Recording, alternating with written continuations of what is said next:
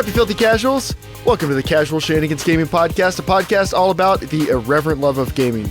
I'm one of your hosts, Jeremiah, and joining me tonight are Joel. Hey, folks. And Dave. Hey, guys. Now, if you guys remember last week, we didn't have a podcast because I was out of town, and it was Joel's birthday. Happy birthday, Joel. Thank you. Are you're 18 now? 18 and a half. No, yeah, 19. 19? No, okay, cool. 19. That's cool. How much be 18 and a half? He turned 18 and a half. We let him celebrate his 6-month birthdays. We haven't told him that's not a thing. He gets really excited. Was that the first thing you thought of? It's just my 18 and a half birthday.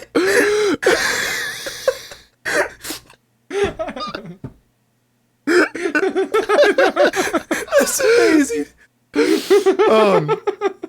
I can't breathe. Hey, Joel, not to toot our own horn, but would you mind telling everybody what birthday present we got you this year? For everybody who enjoys listening to your love of stuff on the podcast, they might be entertained. Yeah. Well, if you've been following the podcast for quite a while, you'll know that the official supported drink of CSG is LaCroix. And yeah, so of course I love LaCroix. And this was an amazing, amazing birthday surprise. It really was. Thanks, Debbie. It's Debbie's idea. Thank you, Debbie, and everyone who pitched in to do it. But so Joy and I, we went over to John and Debbie's house and Jeremiah, and we were just hanging out for a while. And little did I know that while we were gone, Joy had already given a key to Jeremiah, and they had snuck out, and they'd been apparently working on this for like a month or so. Yeah, weeks of purchasing. Collecting, weeks of purchasing boxes and boxes of LaCroix. So when I get home, I open the door, and I'm like, what the heck? And down my hallway, right like behind my couch, is a giant statue of a penis made out of LaCroix boxes. I think it was like 50 or 52 boxes of LaCroix. So Joy and I, we counted it. We sorted them all out, and I turned it into a LaCroix throne. We put it against our wall, so you can actually sit in a LaCroix throne. And we counted them, and if I drank 2 LaCroix every day, I could drink it for 250 days. Dude. Man. So, and I haven't had any for a week, so that's 14 save extra days. I'm glad you brought it up, Jeremiah, because actually tonight, Jess and I were going over like receipts from the last few weeks. We were stuck on one that was on mint.com that we used for like managing our budgets, and I'm like, what is this $50 charge from Walmart? Like, it wasn't a grocery day. I was like, oh no, it was LaCroix. It was $50 of LaCroix. What does that go under the budget? It's like I have no idea. Now I have to tell Joel my story about getting the LaCroix, because I thought you'd really appreciate this, but of course I couldn't tell you. So when I went to get them, I went to Walmart. They had just gotten stocked up. I cleaned them out. The cart was stacked to the top all the way over with LaCroix, and I left like a lemon and 3 limes and a couple of little cerises in there, but I mean I definitely took like 95% of the LaCroix. And I'm just getting ready to leave, and like this late 50s, early 60s year old woman walks into the aisle, walks down the aisle, kind of tilts, looks. She goes, "Oh, are you taking all my LaCroix?" I went, They're hers, huh? No, ma'am. I said, "There's a couple left." And she was like, "Oh, I don't know what they put in them, but my daughter gave me one, and I've been drinking them ever since." And she was like, "Are there any grapefruits left?" And I was like, "No." Definitely took all of those. And she was like, "Oh, okay, no problem." And she turned to go, and I said, "Well, ma'am,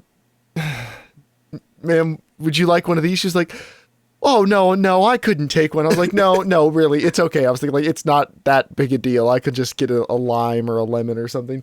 And she was like, "Oh, no. I insisted, and I gave it to her." And she was like, "Oh, thank you. I won't have to go to Food Lion." And then she saw me twice else in the rest of the store, like walking around, and thanked me each time. Like, I don't know what type of weird LaCroix addiction this woman has, but like, she Same one we all have. She came there needing some LaCroix. Oh man. Yeah, anyway, so we didn't have a podcast last week, but we're back this week, and we are excited to talk to you guys about games. Now, In case you didn't know, we are a podcast about the irreverent love of gaming, PC, and console. We record live on Wednesday nights at youtube.com/casualshenanigans/live. And we would love for you guys to come hang out in the chat with all of the cool people in chat, except for a weird stranger. And if you can't catch it live, you can catch it on iTunes, YouTube, Stitcher, all the other places. I'm trying to get them live now on Fridays, now that we're recording on Wednesdays. But if it doesn't go up Friday, it'll probably go up Monday. So you can catch the podcast afterwards on our YouTube channel and everything else. And there, of course, links in the description, and we'll go over those in the ending rigmarole. But tonight, we don't have a typical main topic because there are two major things that we're going to have topics about coming up soon. But Joel's kind of been out from gaming stuff for the last week. I've been in Oregon for the last week. I don't know what Dave has been up to for the last week because I've been in Oregon. Trying to get sleep. We're on week 5 of bronchitis at my house. Oh no, it's still here? 4th doctor appointment this week. Yeah, I don't remember a lot of the last couple weeks. Could you just go to the doctor and be like, okay, if the president comes in with bronchitis, what magic black drug do you shoot into his veins? Like it's bubbling in like a vial they pull out and they go, all right, Mr. President, this is going to hurt. Ka-chunk. 3 minutes later, he's like, all right, let's do this. Back to business. Like, can I get a prescription from Area 51, please? Yeah. Like whatever the good stuff is. That sucks. But anyway, so we have two things that are going to be main topics coming up. Next week, we're going to talk about what we think about Battlefield 1, our version of a review, because it's coming out on Friday. Probably by the time you hear this, if you're not watching this live, Battlefield 1 will be out. Hopefully you guys are all enjoying it. But the trial is out. So Dave has been playing some of that, and he's going to give you some brief early impressions of the game so far. And then PlayStation VR is out, and we want to do a proper review of that, and we have plans for some stuff we're going to do. And Joel owns one, and Joel's been playing one. So we're not going to do a full review tonight because we haven't all had a chance to go over and play with it and really dig into it. But Joel's going to give us some of his first impressions of using that, and then we'll move on to news because it's been 2 weeks. There's a lot of news to go over, and the rest of it will be a fairly normal episode. So you guys want to go ahead and hop into the main topic? Yeah, sure. So Joel, PSVR. I think that might be what more people are interested in. No offense to Battlefield, but there's a Battlefield almost every year. PSVR is very, very unique. So how did you get a copy, or how did you get your own? Well, my wife was super awesome.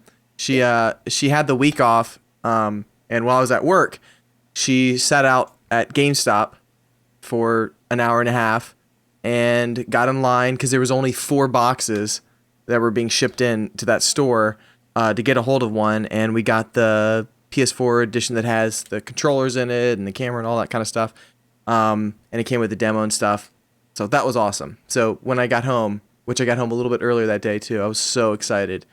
It felt like Christmas morning. It really did. I have been waiting for VR my entire life. Like it's still really cool to know like I have one in my house. Like I can use it anytime I want. It's pretty cool. Just think, did you ever think, like when you were a kid, you're like, when I turn 18 and a half, there's going to be new Star Wars movies, VR, and there will be Star Wars VR. He was so what excited, I remember Jeremiah. that there's a Star Wars movie every year, and that I have. Oh yeah.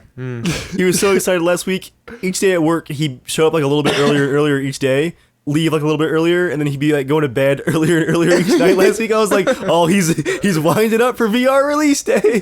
He's getting ready. Now, Joel. So you already had a camera. Did you already have PlayStation Move controllers? No. Okay, so if you don't mind me asking, how much does the complete bundle cost with the controllers and the camera? The complete bundle is $500. Okay, because I think that's the actual price, like when we're talking about the value and everything. I want to talk about that price, because realistically, to do it correctly, that's what you need to buy. Just like Oculus Rift is $600, but to actually do it right, you need to buy the motion controllers. So for $500, what comes with it, besides the controllers and the camera? It comes with a headset. It comes with 2 motion controllers, all the cables for all that, charging cords for everything, and it comes with the VR Worlds. I forget what the name of it. It's not the demo. I think it has the demo disc as well, but it also comes. I think it's called VR Worlds. That has 5 different games in it. But it has the demos that we played at Best Buy, and then additional 5 games. Mm-hmm. Yeah, so it has like the water demo that we have, but the full game. So it's like all of those. It's all of those full games, and then it has a demo disc that has like I think 12 or 14 various demos of other games. Okay. So. And then did you buy any full games to go along with it? I bought Batman Arkham Asylum or Batman Arkham Arkham VR. VR. Yeah, Arkham Yeah. VR.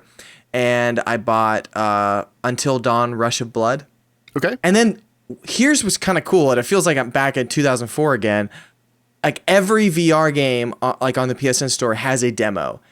That is a huge deal for buying games. Yes, because it is. Because honestly, first thing, a lot of the games like don't look that fun in 2D. It's hard to understand it. You're like, oh, like I'll try it out. You're like, holy crap, this is really fun. Like, and then you're like, oh, let's click buy. Like the Until Dawn Rush of Blood, the roller coaster one. I was like, oh, this will be kind of fun. This is awesome. Bought. Like it was really fun. So, but yeah, it took about.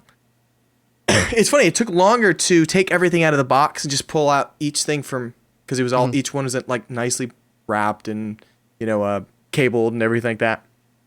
But I had so much fun. I like vacuumed, cleaned up, got it all ready. Yeah, I had a blast. Oh, you didn't just throw all the boxes over the couch behind you as you're plugging in? Carefully, meticulously, each part. I mean, nicely, you're a grown man up. now, so Yeah. I mean, you have self-control. Yeah, but it's a lot of fun. Okay, so what have you been playing the most of? The most I've been playing is probably Rush of Blood. And then Batman. I beat Batman. And there's still a bunch of like little like puzzles and stuff, like Riddler puzzles to solve, which are really cool. Which it's kind of crazy how much more there actually is in the game that I didn't expect. So I'm going back and doing that. And then I'm just kind of having fun playing their various demos and stuff. Because there's so many of them, and a lot of them are actually pretty long. So I think I have maybe 2 or 3 demos left to play. So I think I've probably played maybe, I'd say 15 hours of VR so far. Okay. And what are your very preliminary impressions? It's so ridiculously easy. That is really impressive. And the games are really impressive right out of the box. Like it feels like this is honestly my first time having a polished VR experience. So that was really cool. Like I was like, oh, I'm not just playing a quick mod or something like a tech demo. Like they're games and they're polished. And what's surprising is even all the menus. Some of the menus, you're stuck in there for like 30 minutes just because you're having fun messing around with stuff in the menus. Because the menus, you can have physics, and there's this like water orb thing, right? Each demo, you flick it to the left or right, and it goes like luge or racing or London Heist, right? Mm-hmm. Well, one that's luge, this is actually more fun than the luge game, and has this like rotating concrete like street ball. Looks like a street, but it's like. But I was like, oh, that's cool. I actually put my controller, because it shows your controller in VR. You put it up against it starts grinding and going, shh. And I'm like, oh, cool. And you like smack it, and like you feel the vibration from it, so it feels like you're hitting this thing.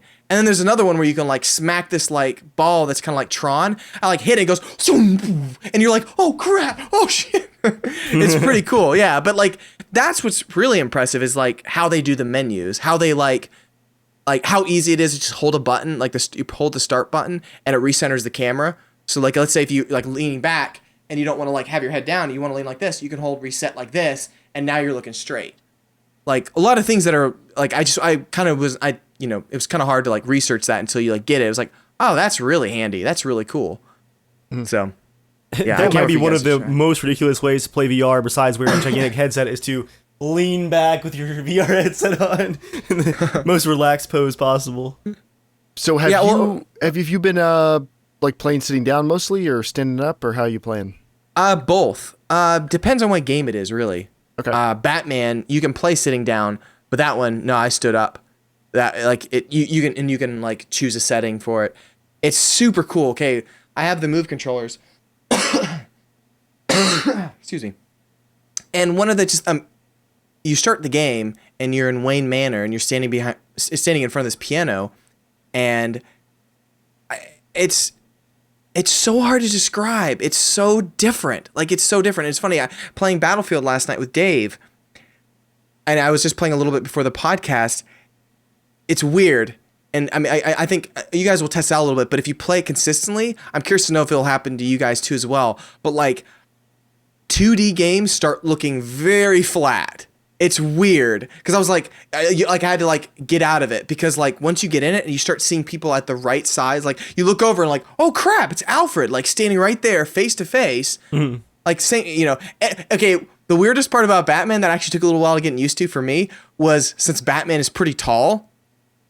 Like when I was looking down at the piano, I actually kept resetting the camera a lot because I'm like, I feel like something's wrong, and I realized, oh, I'm Batman, I'm a little bit taller.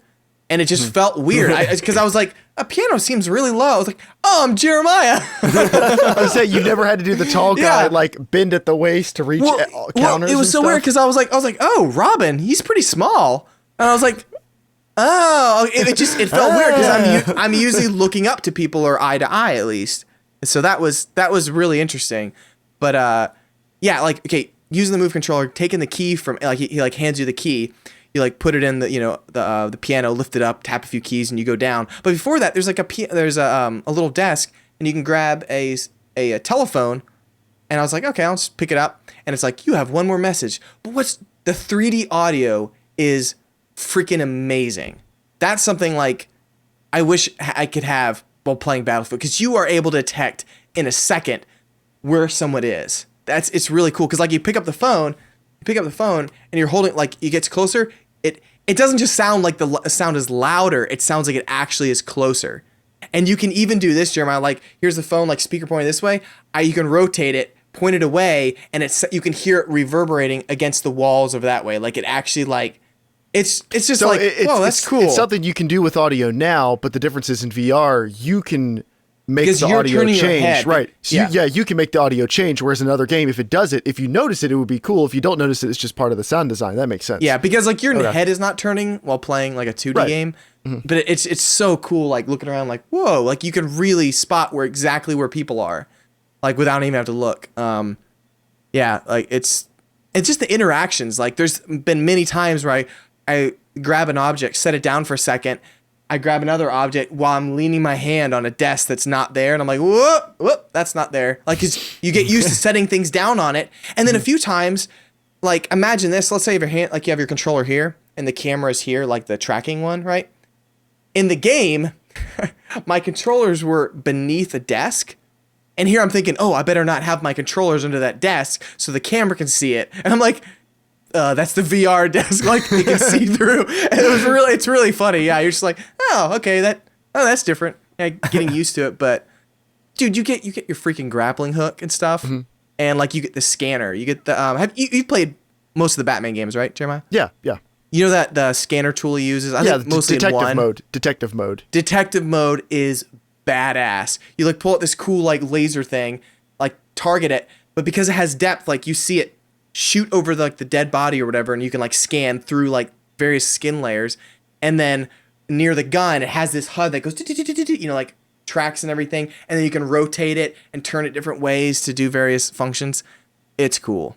You're gonna love it. I hear that game is like the standout one that people use to show off like how cool PSVR is. Like that game is really like really polished and a lot more than just a tech demo. But it is only like 2 hours long. Is that right? Like an hour to 2 hours? Yeah, it like the whole story I think took me about an hour and 15 minutes. Okay. And then after you beat the game, all the Riddler trophies unlock, and then you can go back through it, and there's like tons of secrets and stuff, things you can scan. Like I went back and I just listened through all my phone messages, and if you keep listening long enough, you like hear the Joker like leave you a message and various things like that. It's pretty cool. Cool. But no, that's a good breakdown, Joel. It's a lot more fun to hear you excitedly like describe the actual experience than it is to read like the just press releases and tech breakdowns. I'm excited to try it. Yeah, for sure. I think one of the biggest differences, I was talking with John today at work, is you go, oh, the experience is not very long. Like I can't wait. I mean, Here They Lie is like a 4-hour, 5-hour game, and then you have a couple games coming up soon, like the Assembly. That's like a 5-6 hour game, but then you have games coming up soon that are going to be quite a bit longer. But you think like an hour is short in Batman, like, and it's short because, I mean, it doesn't feel that long, but you do get tired, and not just tired from like, oh, you have a headset on, but you're physically in that space. And so it's totally different. Like you wouldn't say, oh man, I only get to fly in a real jet fighter plane for 10 minutes. Oh man, that's gonna suck. I wish it was 8 hours long. You know what I mean? When you're in it, you're like, oh my gosh, 10 minutes of actually being in a jet fighter. So it's crazy different. Like once you're in these experiences, you're like, oh, I'm actually moving around, picking things up, tilting, turning around. Like it feels a lot longer than it is when you're in VR. And so I think games are most like, I could probably, the longest I think I've played with the VR completely on my head without taking it off, I think so far is now 2 hours. But I feel like a 2 hour stint is going to be great. And I think whenever they do the next version, when things get lighter and lighter, you're going to get longer play sessions just because the headset is going to be lighter and stuff. It's not bad, but it's just like one of those things where I'm like, it's just taxing because it's like you're physically in the place. You're going down a roller coaster, you're getting more afraid of stuff because your brain is being tricked of being there. So it's more exhausting than it is to sit back and play a 2D version of a game, it's cool. I'm excited to see what you guys think. Cool. Yeah, we'll in the next next week or so, we'll try to come over and try. I'm curious to do some stuff. Like I want to bring my earbuds and I want to bring like my big headphones and try those out and try some different stuff. Also want to bring my wife over because she basically plays Lego games. Like she's not a gamer in the traditional sense. Like she likes watching Uncharted, she likes watching The Last of Us, she likes playing Lego games, but she doesn't follow the industry. She's just not into that, like the new release cycle or anything. I think this is going to blow her mind because she really doesn't know anything about VR. It's just not on her radar at all. And I'm really want her to try it out. I think she'd really enjoy it. So I'm excited to try it out. But Dave. Yes. Battlefield 1. What have you been playing so far in Battlefield 1? I just checked my timer on Origin, actually, and because I got Origin access with a 10-hour trial last Wednesday, when it went live like 20 hours early somehow, I put 17 hours into Battlefield 1 already. Of the 17 hours, I'd say easily 16 of that is multiplayer, roughly about an hour of single player throughout the prologue, and then two different first-level bits of two different of the campaigns. Each campaign is a perspective, basically, on one of the fronts. They're totally separate campaigns? I figured it was just a campaign that was split. It's really cool, actually. It takes you to a world map, and you choose your theater of war, and it's like 3 or 4 missions usually for each story, for each person. That's interesting. So you can just pick like where to start. There is a 15-minute introduction that you go through when you launch the game for the first time. That's trench warfare, and it's stunning. Very glad they opened with that. Looks amazing, sounds amazing. The way that in that introduction section, it warns you that this was the dawn of modern warfare. No one really understood how it was going to work, and you're going to experience that. And then it goes, you're not expected to survive. So basically, you fight until you die, and then as like you're about to die, the game can kind of tell like your health's getting low, it's not recharging anymore. It slows down time more and more and starts to like fade the sound out. So by the time you die, it goes like woo, and slows time down completely. And then a like randomly generated name for your soldier based on either you're American or whatnot fades in with like a fake like lifetime, 1882 to 1916. And then like it like pauses for a second and the camera pans out and smoothly goes whoop to the next soldier doing something different, like on a machine gun or something. And it's a really, really gripping way of like introducing you to the war. And DICE's take on it. What did you think, Joel, of that introduction section? Oh, I mean, like the very first 15-minute kind of tutorial type thing. Yeah. Oh, it was super cool. It felt unique. Although it did very much remind me of. Did you ever play Halo Reach, Jeremiah? Briefly, but I don't remember it very well. There's at the end, basically, it's like you're on the last ditch effort type thing, but basically you can't win. You just fight and then until you die, and that's it. I think it's the end. So, but it was something like that. But it was cool how it just jumped between different, people in the war, various positions, using grenades on a gun, like a machine gun turret and everything like that. It's fantastic. And Dave, I just played, I think the second mission of the first camp with the tanks and stuff. Woo! It's very cool. It's very, very cool. Well, I'm going to actually bounce over to multiplayer before I talk about single player. Seeing that's where most of my time is, I'll just give some brief overall thoughts. I got into the alpha back in July, played, it was like 26 hours of the alpha. about the same for the beta too. I knew I loved the game in those states, and so I actually had a pre-order in. I was excited for it. So, out of the gate, I was excited. I was hoping that this would be the refresh the Battlefield needed, from a creative perspective, taking a break from Modern Warfare. And also World War I is not given a whole lot of attention in any kind of media, let alone games. And I'm very happy to say that it's actually exceeded my expectations. This might be the first Battlefield game where I love every single map. Like, I was telling Joel, when Battlefield 3 launched, I knew I wasn't going to really be into Metro. I mean, this was not my thing. I played it the least of all the maps in Battlefield 3. Was it Sign Crossing, I believe? It was all right, but it wasn't one of my favorites either. I have played every map in Battlefield 1 now, most of them in a couple different modes, and I love every single map in the game. And there's big conquest maps, there's city maps, there's tons of different options for each map. And unlike Battlefield 3, in most of the big conquest maps, you have all the vehicles available. So, it's not like Battlefield 3 where there were 3 maps that had jets out of the 9. I think in Battlefield 1 we've got, maybe 5 or 6 that have the planes available. But the ones that don't, though, feel more unique to make up for it. Like, there's more things going on. And then there's Operations mode. I actually posted a video about this on Sunday because this is one of the modes I was most excited for, because it ties actual history from World War I to a series of sequential maps where you fight a little mini campaign in multiplayer. It's 40 or 64 players on PC. And when you start the Operations mode, it starts out with a voiceover where it describes an actual battle that took place, describes what you're going to be doing in that fight, and then you're right there. And these are based off of actual operations, and then there's alternate history branches. So if in the actual battle, the French were supposed to win, well, if the Germans win, it goes, okay, what might have happened if they had won? And then the next map is the alternate history branch off of that.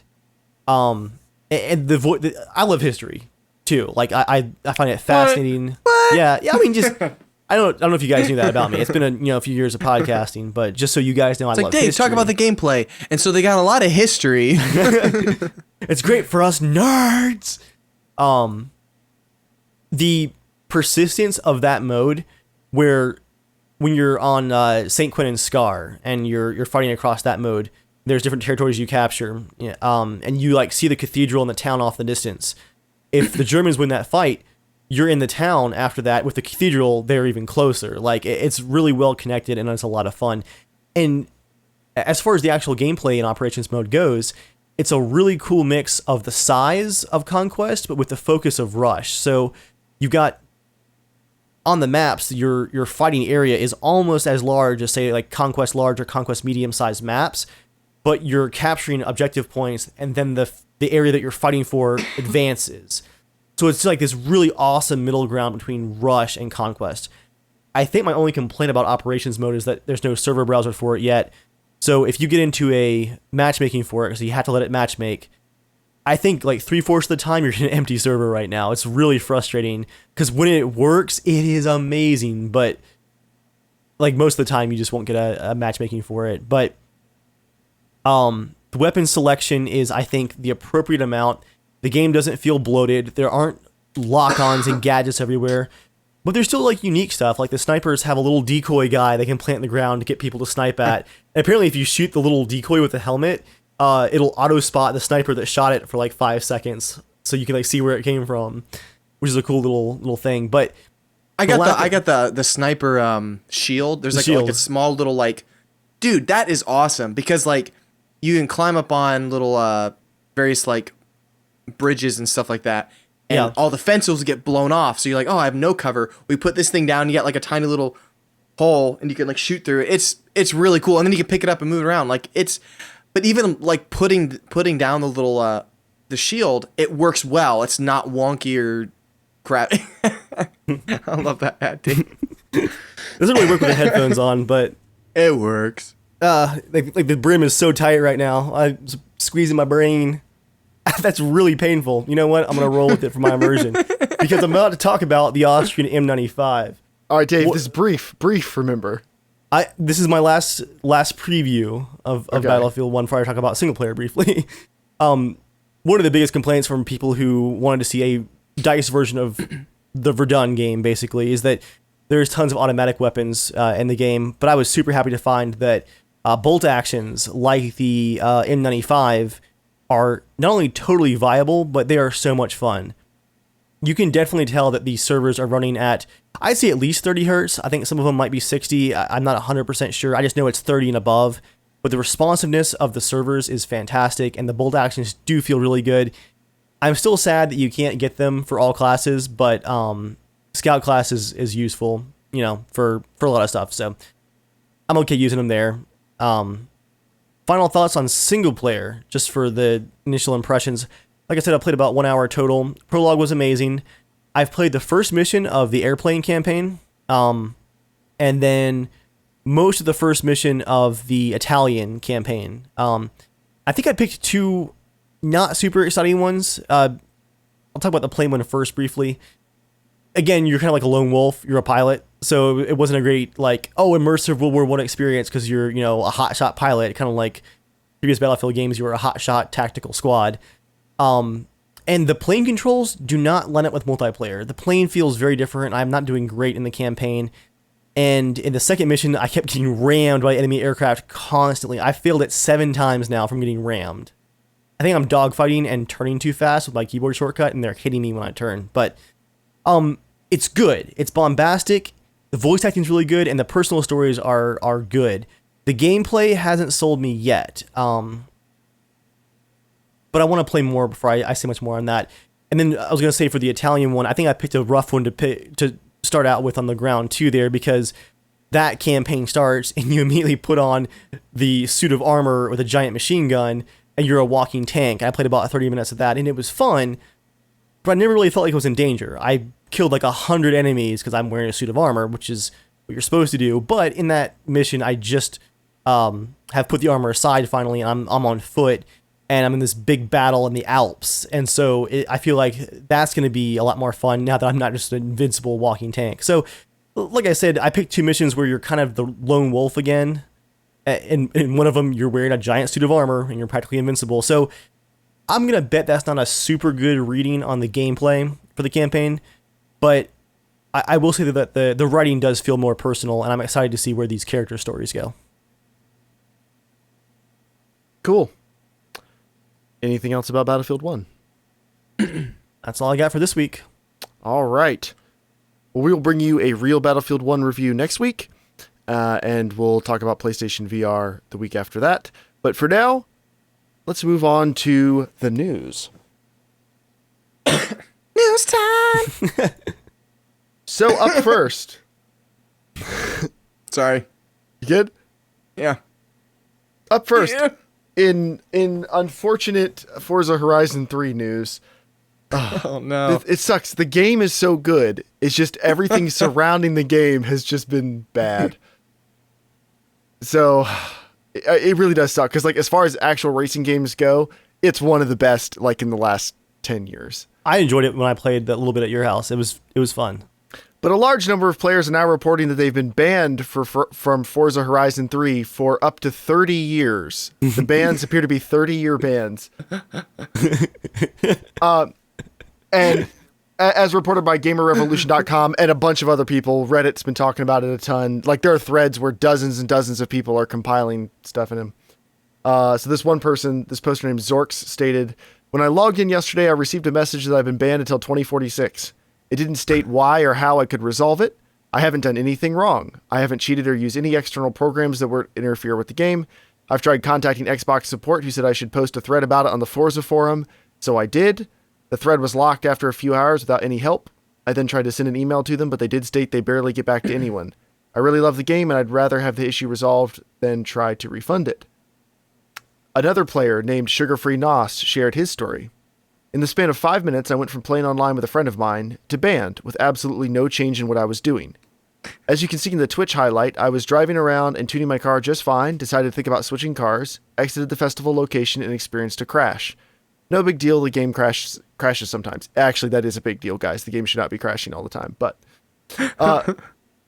I said, while it's a problem, I can handle a quick restart. Unfortunately, I returned to find myself banned from every Xbox Live feature. So you can still play the game, you just can't use any of the Xbox Live features. Said you can see in the highlight that no external programs were running that would hook the game, like monitoring software like Riva Tuner or other programs. I'm obviously not cheating, and even if I wanted to, Universal Windows program games do not support the usage of game capture in OBS, so I'm forced to simply use monitor capture. The only things running on my PC at the time of the relevance were blah, blah, blah, a few other things like TeamSpeak, Open Broadcaster, stuff like that. So, and there are dozens and dozens of these people. Now, it is very possible that a few of them cheated. Okay, and because that always happens, people cheat in the game. They go, I didn't do anything wrong. But there are dozens and dozens of people going like, guys, no, I swear, like, I did literally nothing. Like, I logged in one day and I'm just banned. And the problem is, there doesn't appear to be an actual appeals process. And Turn 10's customer support has not actually really gotten back to anybody about why they may have been banned, and there's no recourse. Like, there's nothing you can do about it if you've been banned other than wait for them to figure it out, and it's happening to many, many people right now. That is a really big problem. While people who do cheat should be banned, banning your customers who did not cheat is a serious issue, and it may lead to plenty of people refunding the game because you can get a refund from Microsoft for the first 30 days after the game has come out, and plenty of people have been refunding it. So once again, it's just disappointing. It's a good game, and it really sucks that they've mishandled some aspects of the game so poorly because this is just totally unacceptable. But we'll bring you more as we know it. I haven't been banned yet, but I've been gone for a week, and I haven't been able to play multiplayer with any friends because that's been broken. So... You know, I haven't been able to be banned yet, I guess. But anyway. Are you staying off just in case? No, I want to get back into it. There was like a patch while I was gone and stuff. But I mean, it's still happening to a very small percentage of people. And if I had to, I could just play it single player and still enjoy the game. But I mean, you know, it still sucks. Yeah, it does. But anyway, Joel, what was announced? Ooh, surprise this week. Man. This is exciting. Red Dead Redemption 2. Rockstar initially teased just literally a red logo or just a red background, kind of grungy a little bit with a grungy Rockstar icon, and everyone's like, "Oh my gosh, that's like the red color of Red Dead Redemption. Let's see if it is." And then the next day they teased with like a sunset image, and it was like, "Okay, that looks a little Western. Like it's got to be Red Dead, you know." And then they showed a full kind of teaser poster and they dropped that it's Red Dead Redemption 2 and trailer's coming tomorrow. Yay! So that's exciting. Now, to all the people who are complaining that there's no PC version, there's no PC logo at the bottom of this teaser image, GTA 5 was not announced for PC when it was announced originally. They announced that later. And while it would be disappointing if a PC release didn't come later, and it actually would be shocking if a PC release didn't come later, given that they want to do online with this game and given how massively popular the game is on PC and how many people buy shark cards, and the game has just been on like the Steam most played list and most sold list ever since it released. Like it'd be crazy for them not to release it on PC, but who knows? Since it's released on both consoles, it's a pretty safe assumption that it's not a console exclusive. It might just be a timed exclusive on consoles. And a lot of people pointed out that Rockstar might be making people double dip. I don't think they're being nefarious like that. If you remember, the PC version took a lot longer to release, but when it released, it was extremely well optimized. It ran on everybody's computers, and except for the launch week trouble with servers and things like that, which is pretty normal for a lot of games, as soon as those got worked out, the game actually has been largely very good. So if it takes them extra time to make a good version, that's okay, but it would be nice if they communicate it with us ahead of time. Yeah. And I mean, you got to remember that like if Sony and Microsoft are paying to help, you know, secure that they have it for the, you know, the first 6 months or 12 months or whatever it is, like why wouldn't you do that? I'm like, you could potentially be getting a certain amount of extra, you know, paycheck for going with them. You can't blame gamers for wishing that they would just release on all the platforms. I'm not blaming them. I'm just saying like they're not doing anything wrong. They can do whatever they want with it and do that. So I'm like, it makes sense. If someone wants to release the Magic Castle on Sony exclusive for 12 months, yeah, we'll take that paycheck. I think that ship has sailed already. It's still growing in sales. Is it? No. Double or nothing. That died off. It's already on torrent sites. Dave, what's going on with Battlefield 1 servers? Pricing has been announced, and also news that for the first time ever, there won't be a bunch of different server providers for Battlefield 1. So there won't be all these different third-party sites. Kind of like DayZ, you could, buy a server from a bunch of different companies. Now you buy them directly from EA. And the pricing has been announced. PC 30 days, $43. Not terrible. I think that's for a 64-player server though. That's pretty good. I mean, I haven't run a Battlefield server before, so maybe that's more expensive, but compared to what we were paying for DayZ servers back in the day, which had to be overkill, that's not terrible. Additionally, we're getting a few more details on what admins will be able to do with their own server. You'll be able to adjust ticket count, bullet damage, modes, weapons, and maps, but modified servers off of official settings will have like a non-official tag in the server browser. And of course, they will not be included in matchmaking. I was talking to Joel about this a little bit, and I think this is a really good middle ground because I really like players having the option to customize their experience as long as the vanilla experience is protected, because as we've seen in previous Battlefield games, the amount of times that you have like an instant vehicle respawn server that really, in my opinion, that ruins the experience. In Battlefield 4, those things were everywhere, and it drove me crazy that they were in the server browser by default. So I'm very okay with locking down some of the options and making them like stand out as, hey, this is a non-official server, as long as there are options at the end of the day for players to customize. I think segregating that though is a smart idea. The only thing that sucks about that is that even if you keep it safe, like, or keep it secluded, if no one's playing it, you don't have it. It doesn't matter, almost. You know what I mean? And that's the sad thing that I feel like every time I felt like playing Battlefield 4, it took forever to find a secure server and play. Like, what's just regular Battlefield 4?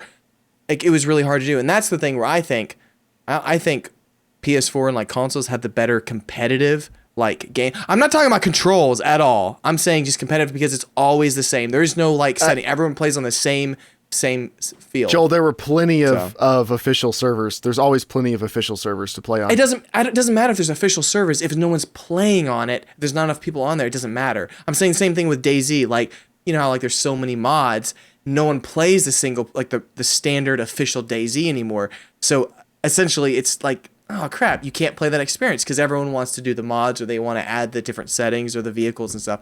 So hopefully that won't go away because I hope this game is good enough that people play the main thing. Because I hate like you jump in, David. I remember we played Battlefield 4. We jump in, it's like sweet. Oh, the tickets are at like 60,000 or something ridiculous. That like, made me happy.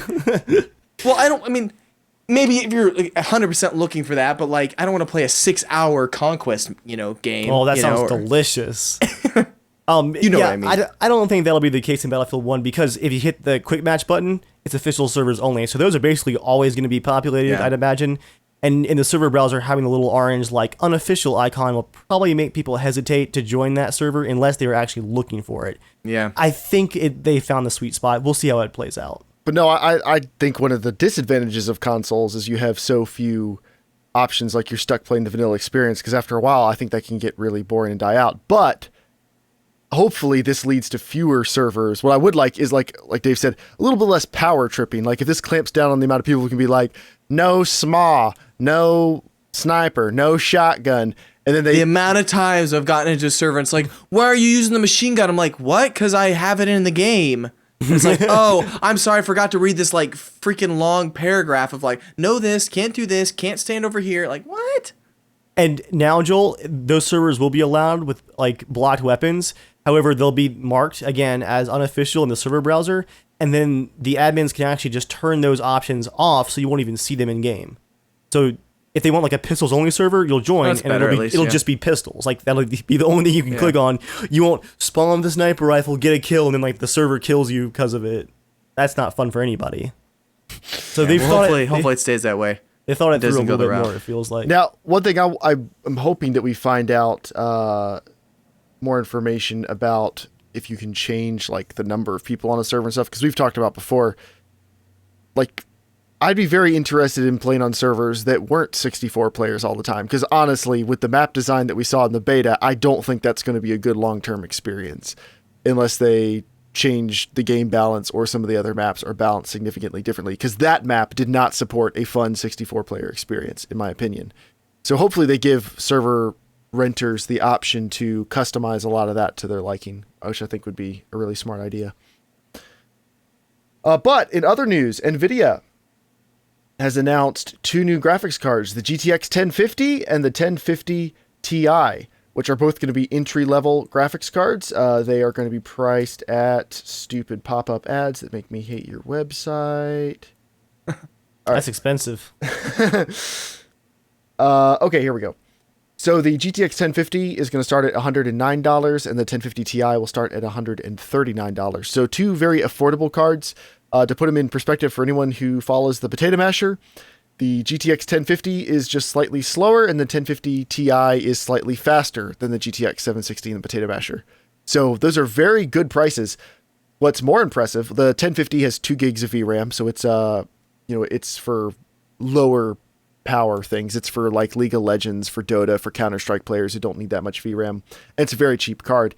And the 1050 Ti will come with 4 gigs. But what I think is the most impressive is both of them, their stock design only requires 75 watts of power. They have a 75 watt TDP, which means they can pull all of that power through the PCI slot, and they do not need an extra power connector, which is awesome because that means you could put them into a build that doesn't have a power supply with PCI Express connectors, and maybe won't let you swap out the power supply because it's small form factor or there's other restrictions. So this could potentially let people add these graphics cards to much cheaper pre-builts and have a really awesome gaming experience for budget. Because, I mean, these are very cheap cards, but these are both very capable 1080p cards. So, and especially if you're playing at 720p or 900p, these would be awesome. So that's really cool, and I look forward to seeing reviews when they come out.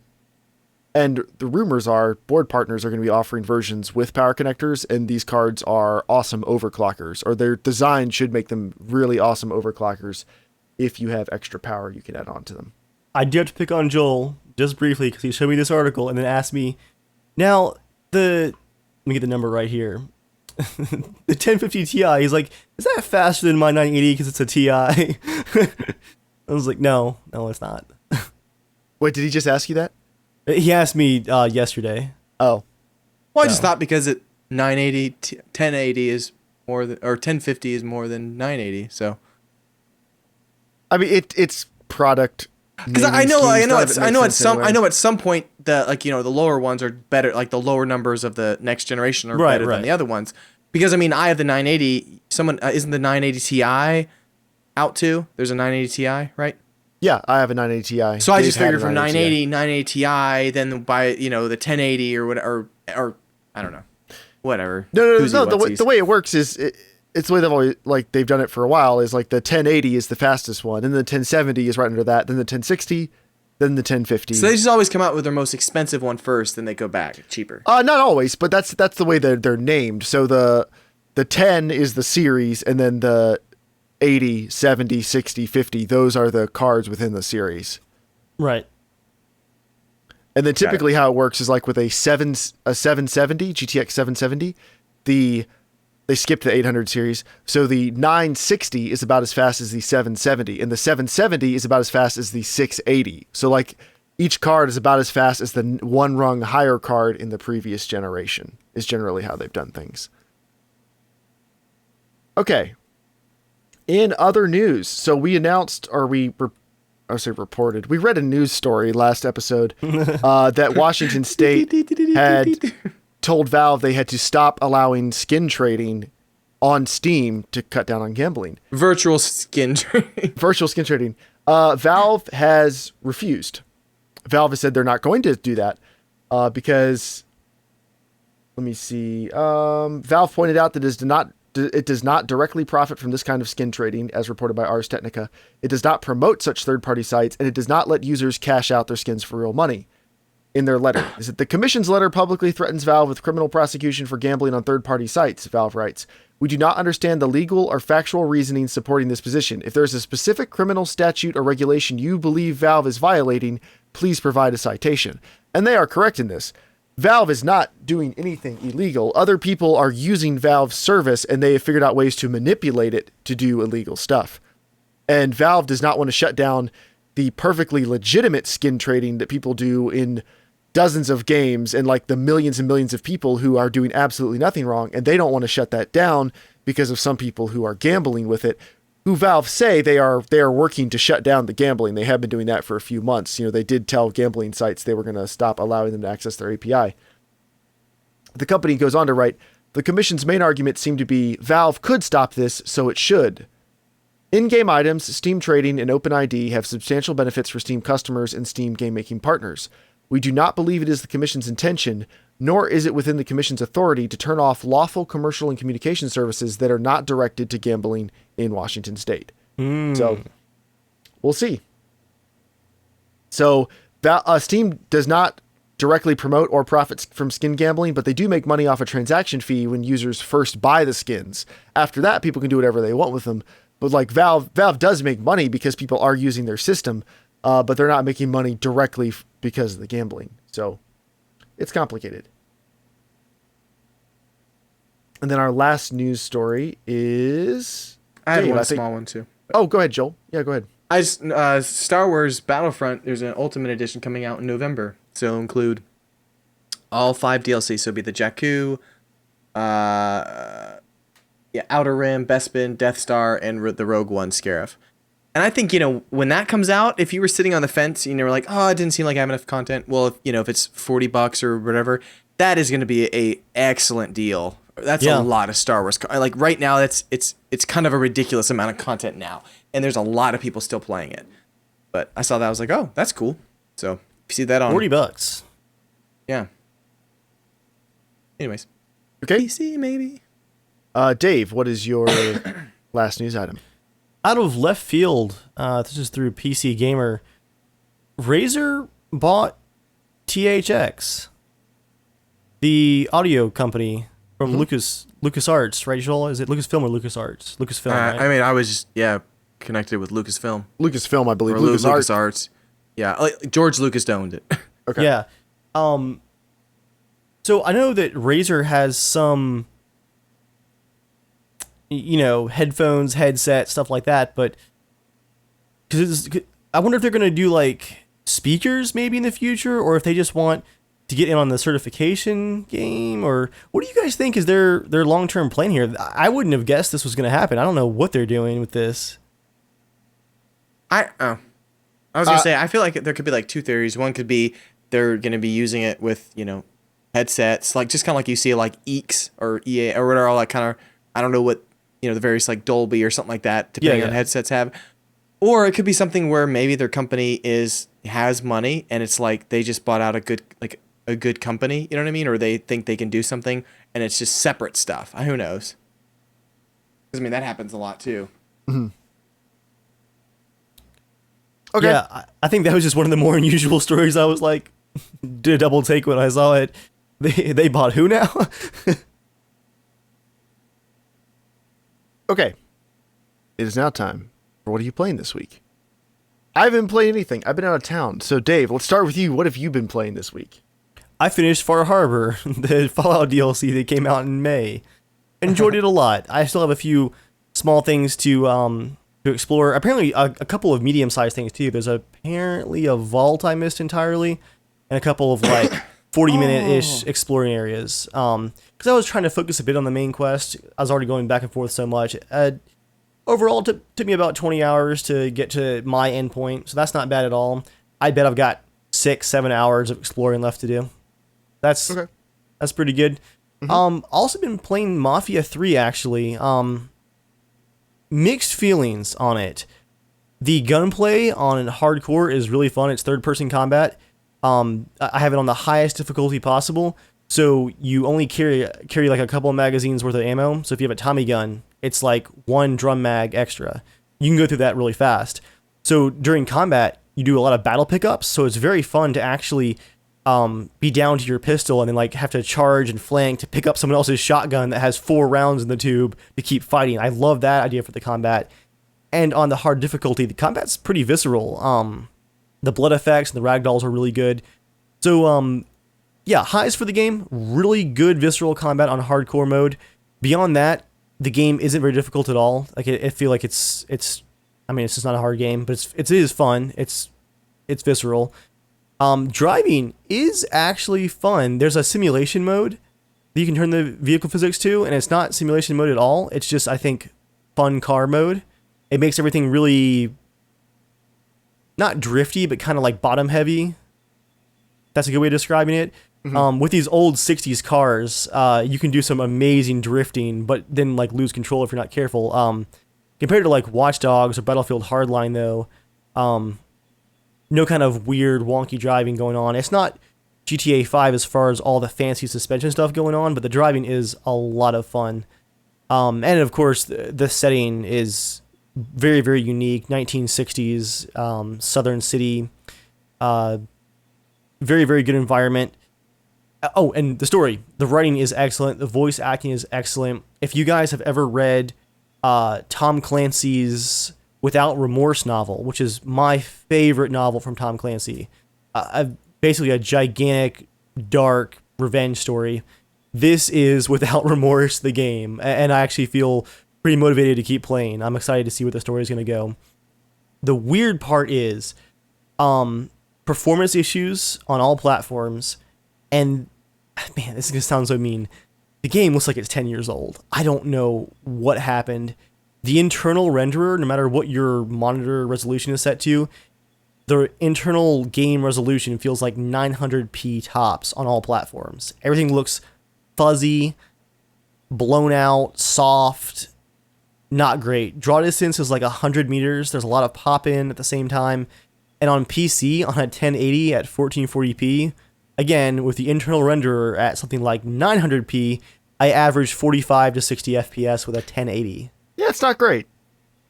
And again, visually, the game doesn't really look like it should be doing anything close to that. I mean, if I can do 1440p in Battlefield 1 on Ultra with 120% resolution sampling and have 60 FPS locked, it's an open world game. It's not it's an apples to orange comparison for sure, but something's just off. So yeah, Mafia, mixed feelings. If I had to give it a rating after like 12 hours I've played so far, I would still give it a 7 out of 10 because I've played 12 hours of it in a couple of weeks and the story's really good and the combat's really good. It's just that, man, the visuals really disconnect you. But yeah, that's what I've been playing this week. Cool. Joel, what about you, other than PSVR? Well, I played Batman Arkham Knight, a lot of Deus Ex. I'm on chapter 11. Loving the game. Dave, you're gonna love it. There's just so many little choices and so many things to do. It's just awesome. I finally beat Arkham Knight on PC. Because after I played the Batman game in VR, I was like, this kind of connects. So I went back and finally beat. I've been playing it little bit by little bit just because like I'm never in the mood to like turn my PC on and play Batman because I'm usually always editing and I'm like, I'm done editing. All right, I'm done. I don't want to play a game. So it just takes me a long time to play through a PC game unless I'm like really stoked about it. But Arkham Knight is fantastic. The ending is badass. It's awesome. So nice. I was like, yeah, it was a great ending to the trilogy. Cool. I've played a couple hours of Gears of War 4, but that's just this morning. I started recording for Potato Masher. I queued up 2 60 gig downloads before I went to sleep last night. One on the Masher, one on the Xbox One, and then went to sleep. And they both completed, so that's cool. And somehow the 2 Windows Store downloads didn't kill each other. I was actually really worried they were gonna like just choke the router out because one of them can do that occasionally. So please get a bandwidth limiter, Windows Store. But so far the game doesn't look incredible. It looks good. Like it looks pretty normal 2016 game. It's important to there's a scale there. Like the average game from 2016 looks way better than the better looking games from like 2011, 2012 for the most part. So average still means it looks really good, but I don't think it looks that special, but it runs really, really well. And it is a awesome PC port. I don't even know if it's a port or if it was just developed at the same time, but it has like 45 graphics options, but there are also presets you can use. And these are actually pretty good presets. Unlike a lot of presets are just like total hodgepodge of different settings, except they still don't, the anisotropic filtering, they still turn down for some stupid reason. But as an in-game benchmarking tool that shows you your CPU render time for each frame, the CPU like simulation time, and the GPU render time, like it's showing you the milliseconds for each of them, and it tells you if you're GPU bound or CPU bound at any given moment. So you can run this benchmark, and it basically tells you if there's any issue with the game, here's how you need to tweak it, here's what's going wrong. But it has like good frame rate limiters that work properly.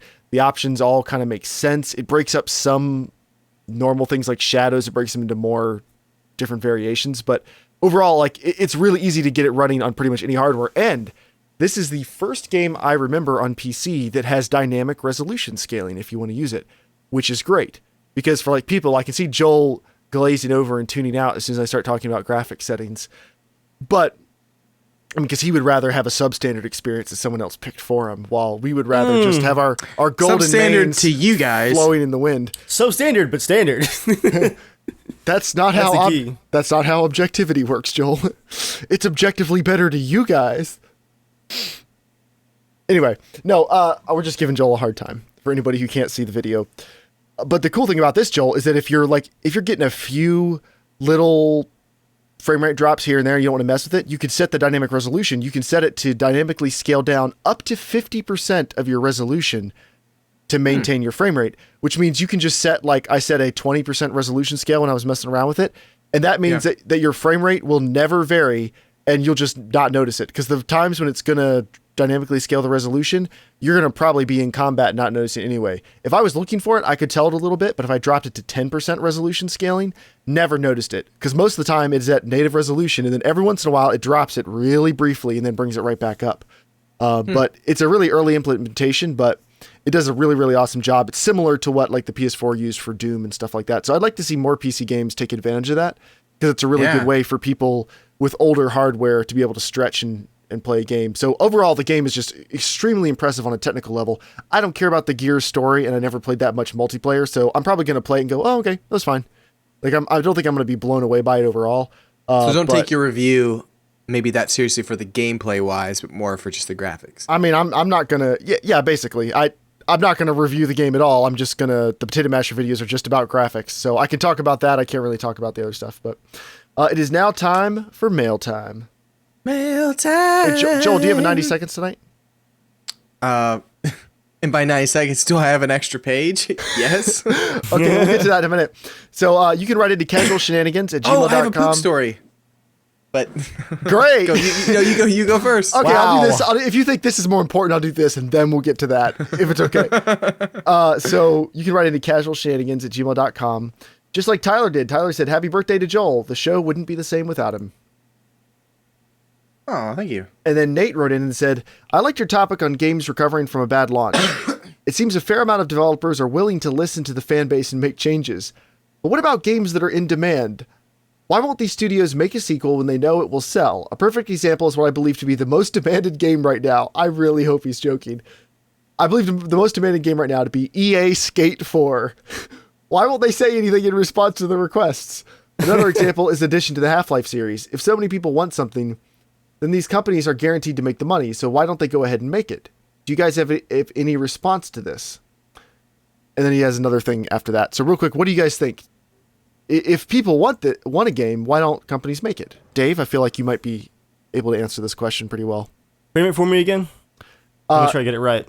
Okay, so why won't developers say anything in response to these requests? If so many people want a game or a sequel to a game, then these companies are guaranteed to make the money, so why don't they go ahead and make it? I think it could be a couple different things. A lot of times a project will be in development for 3-4 years before it's even announced. So it just could not be the right time to announce it. And in that same vein, they could have other projects that haven't even been announced yet that they're 100% focused on. So they can't respond to your other idea, because they're working on something else that you don't even know about yet. There could be legal issues. Someone else has bought and sold the studio. Someone else owns part of the old name. Or it just could be that the movement that you might see for, clamoring for a game is in reality, they have actual data. Oh yeah, sales on this weren't that great. projections aren't that good. It's just not even worth talking about right now. So I think it could be a couple different things. It's important to remember if you're in, not an echo chamber because that sounds bad, but like if you're in a group of like-minded people who really like a certain game and talk about it all the time, you could have a falsely inflated sense of how many people actually want a game. It's also important to remember by the time a game comes out and you've played it and then it's been out for a couple years and you really want a sequel, that studio is probably a couple years into making some other game. So if they weren't reasonably confident that game was going to be a hit and they could immediately start working on a sequel, they might be working on something else for like the next 5 or 6 years, and they honestly they can't go make the game, even if they wanted to. And then maybe by the time they want to make it again, not enough people are interested and it's not worth it. Like there can be a lot of different reasons. Just know that if a developer or if a publisher thought they could definitely make a lot of money, they would make the game. So it's usually a lot less cut and dry than you think it is. For some things like Half-Life, it's hard to tell. Valve does whatever Valve wants whenever they want to. They've said before that because of the way their corporate structure works, if somebody wanted to work on it, somebody would be working on it. But it appears that nobody wants to work on Half-Life, or they're lying to all of us. Possible to know. But he has a little bit else in his question. He says, so another thing a lot of people want is reverse compatibility on the new consoles. I want to go back and play Oblivion. My PS3 is dead. Why can't I just put that disc into my PS4 and play? The 3 can play discs from the PS2. Why are these gaming companies withholding so much good stuff from the fans? I'll answer this one. So it's actually a lot more complicated than that, Nate. The PS3, and I had one of the original fat PS3s, actually had PlayStation 2 hardware inside the box. So when you popped in a PlayStation 2 or PlayStation 1 disc, it was actually playing it on a PlayStation 2. So it wasn't really emulation in the sense of you kind of bought two consoles, which is another way of justifying the $600 price tag. I didn't know that. I thought it was emulation on it. No. When the Slim version launched, it was so it actually had like a mini PS2 in it. PlayStation 2 hardware. Dang. It wasn't like a full mini PS2. It was like the chips necessary to make it work and for it to think it was a PS2 were there. So it wasn't like you open it up and there's like a PS2 Slim, like just mounted in the bottom. And then when the PS3 Slim came out, it did have actual emulation.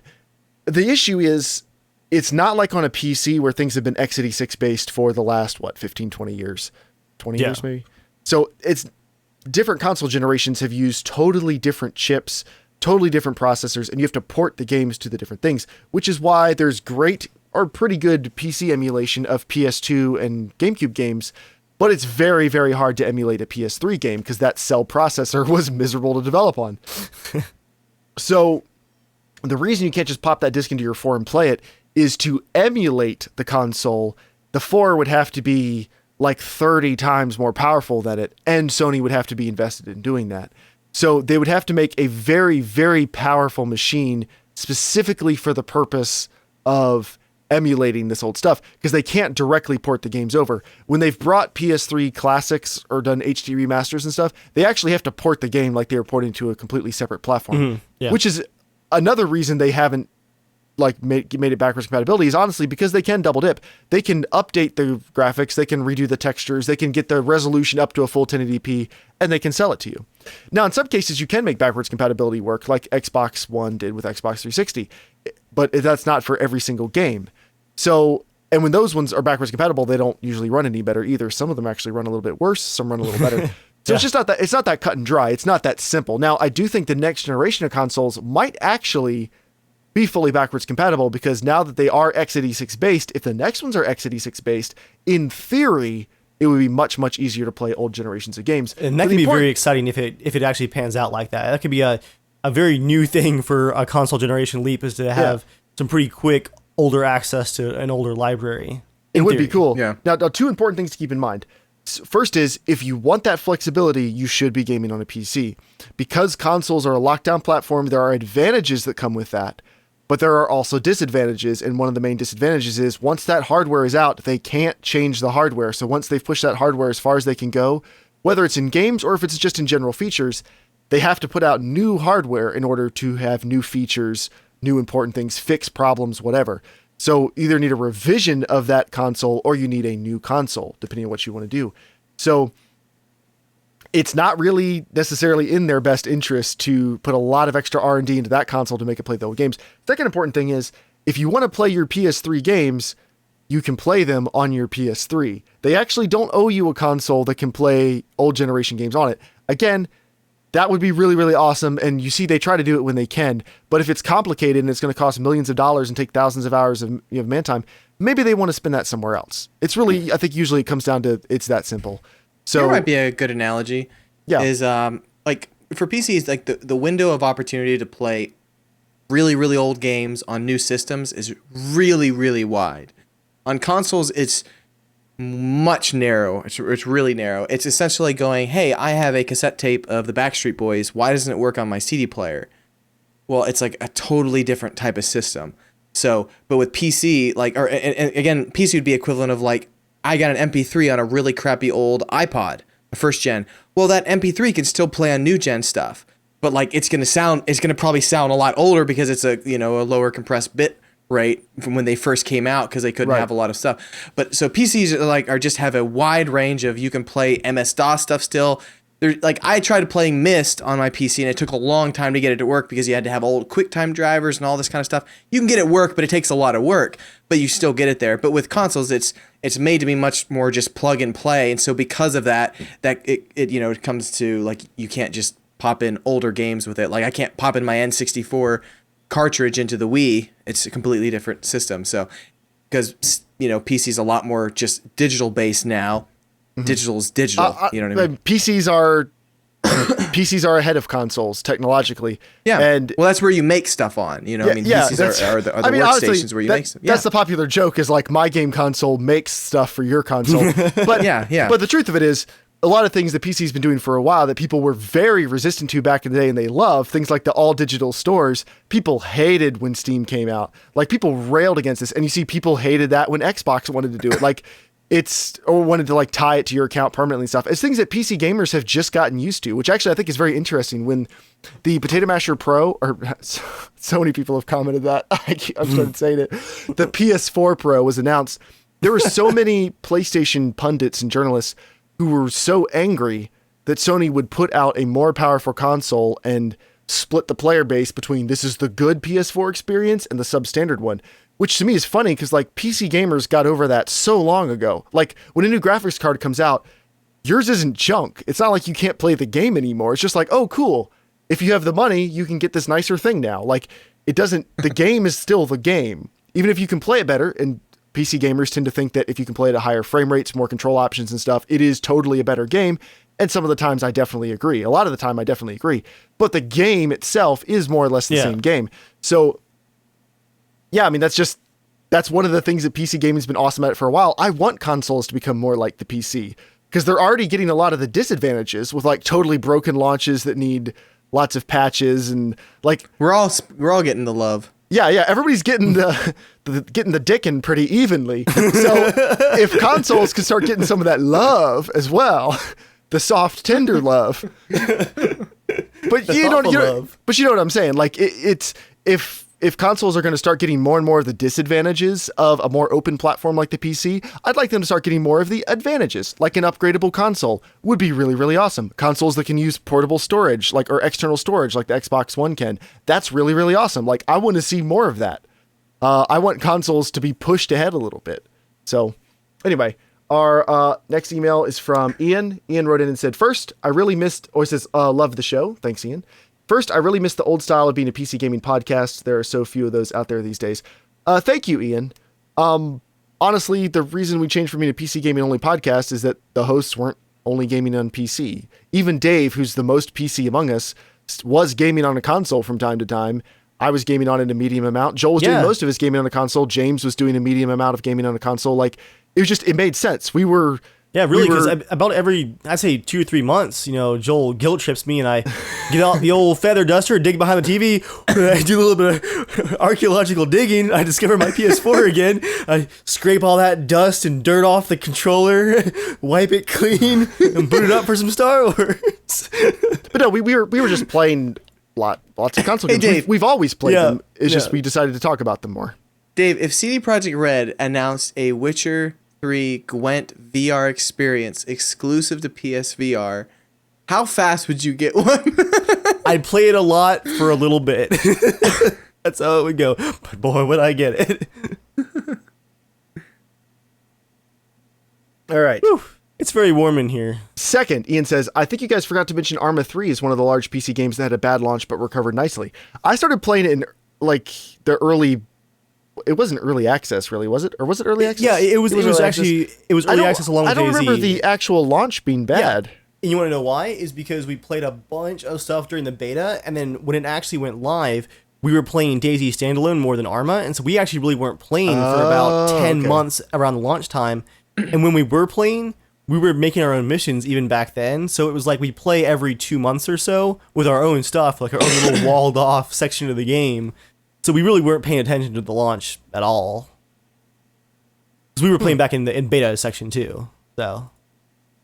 And then he says, third, I'm looking forward to the release of Escape from Tarkov, and I wanted to hear you guys' thoughts on the game. My thoughts are, I think the idea of the game looks really cool. Like, it's pretty. What game? Escape from Tarkov. It's a like survival shooter. It's not like DayZ. I don't think it's not like DayZ open world survival shooter. It looks, wow, Joe, you just did your old man face. What is this thing the kids are talking about? Go check out some Escape from Tarkov. I think it looks cool, but until I can play it, like, I don't know if there's actually deep gameplay there that I'm going to enjoy for 10 or 15 or 20 hours. Like, it looks cool in the little bits I've seen of it, but is it actually going to be cool when it releases? Who knows? I do want to play it, though. My thoughts on Escape from Tarkov, right? It's Tarkov, Yeah, right? yeah. Yeah. Mm-hmm. I'm excited for it. People keep sending it to me. It has the potential to be a stalker / Metro style game, which could get me really excited, but I'm actually purposefully kind of ignoring it right now because of the level of hype, because it's starting to remind me of the No Man's Sky kind of hype. I've watched a couple live streams, and I do game art, as my actual job. The game's still in very early development. Some of the live stream stuff they've shown, you can tell like the demo levels are kind of blank right now. There's lots of missing pieces. Like, this is a cool idea. It's a cool framework for a game, but there's not a whole lot to look at from what I've seen on the live stream so far. So at this point, I'm trying to avoid it now. I don't want to be disappointed. And this looks really cool. A lot of hype. The gun handling looks really neat, or at least the animations look professional. That's one thing to actually get excited about, Joel. Good, yeah. Their gun animators are gun fans, like they're enthusiasts. So they're putting a lot of extra work into like the mechanical operation of the firearms and the modification.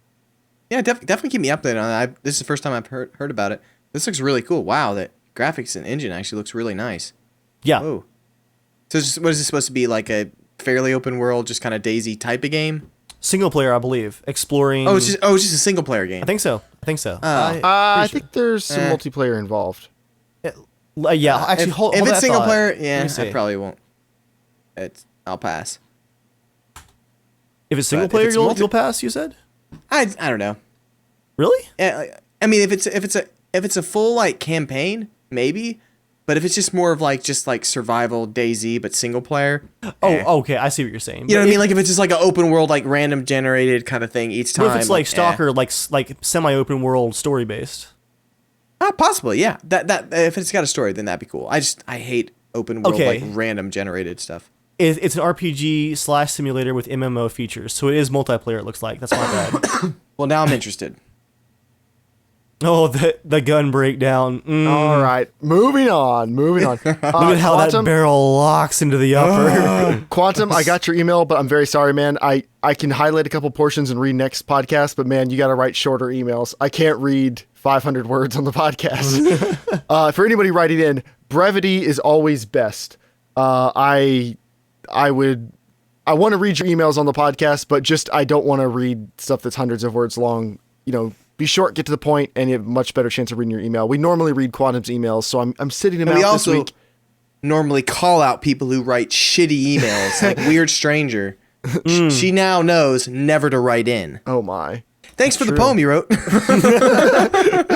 the way, it was a beautiful poem. That was pretty fantastic. Anyway, so Quantum, if I will highlight a couple sections from this, and I'll try to read them next week. Just letting you know in the future. Please try to keep them a little shorter.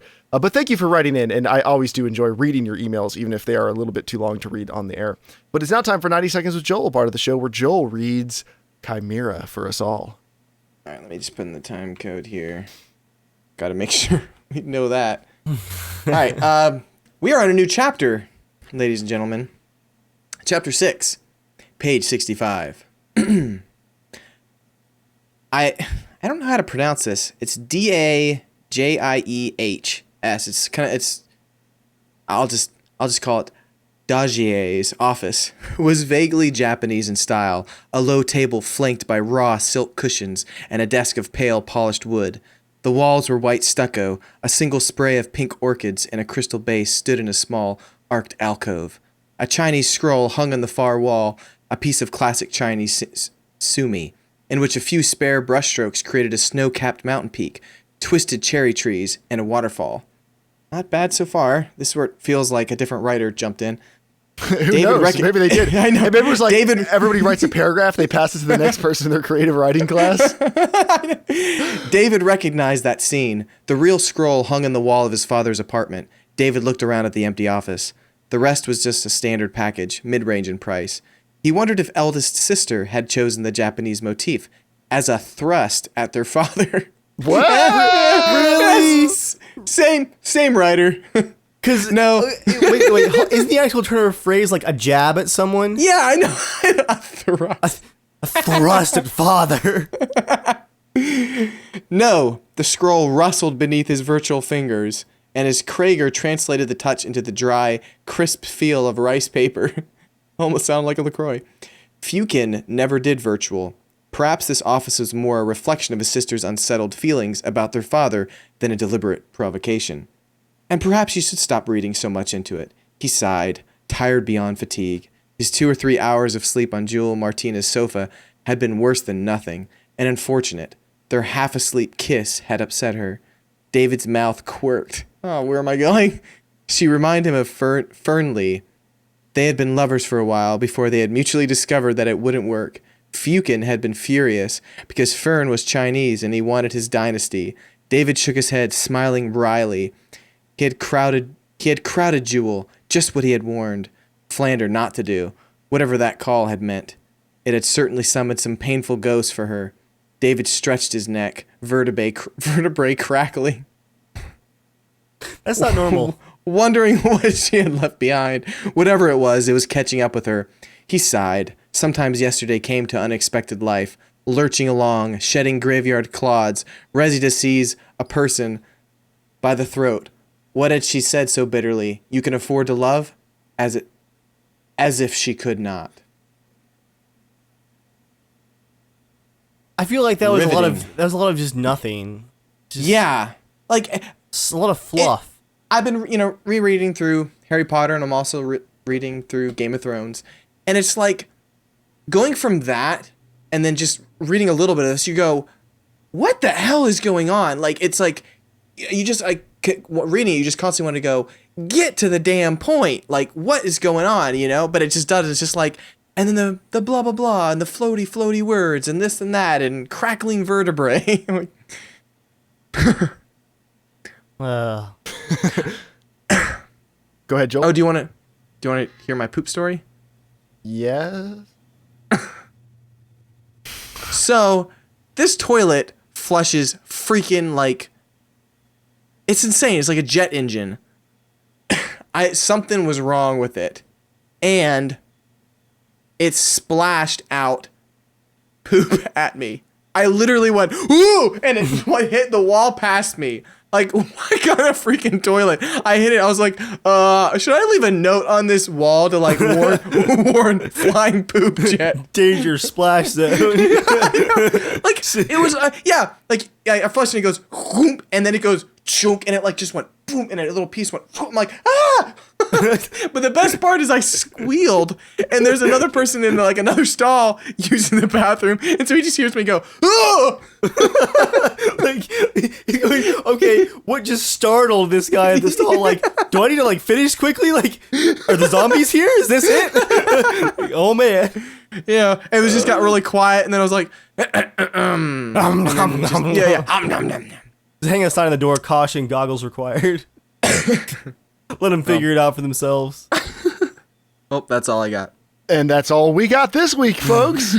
Thanks for tuning in. As always, you could write into casualshenanigans@gmail.com to be a part of the show. You can tweet at casualshenanigan. You can visit our website, casualshenanigans.com. We're on Facebook. We're on the YouTube. We're not on Snapchat anymore. Don't worry about it. Dave, do you have anything on your personal channel you want to shout out? Yes, because we weren't live last week. The real-life Austrian M95 rifle video, which features you two as well, went live last week. You guys can find that on my channel.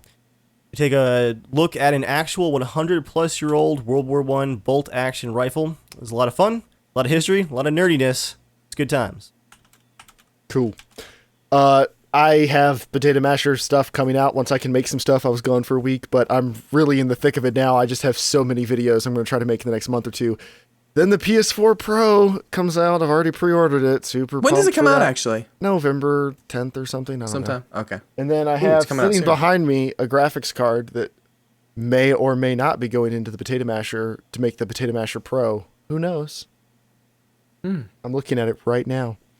But until next time, everybody, thank you for coming out. Thank you for being part of the show. And thank you to everybody who hangs out and chat with us. It is always a fun time.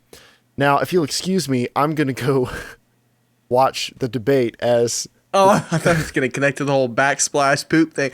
Speaking of which... I'm going to go splash my back. I'll talk to y'all later. All right. Thank you all for coming out. And as always, don't pump the brakes on the shenanigans train. Don't Well, how pump train on a brakes train? Yeah. You All don't right, all right, Dave, what should they not do? I mean, I wasn't any better by saying, I'm 18 and a half. Dave, We're what would it be? What What would it be, Dave? Shut it down. would it be? Yeah, I just don't think. I think the brakes are more like a lever. I don't think you could pump train brakes. I'm pretty sure. Because it's more of like a e-brake style deal. That's You gotta good to put it know. into park. Pull the e-brake. Yes, you push in the clutch and shift Just like the a train. Honda Civic, yeah. And you shift the train into park. Bye, everybody. Bye, everyone.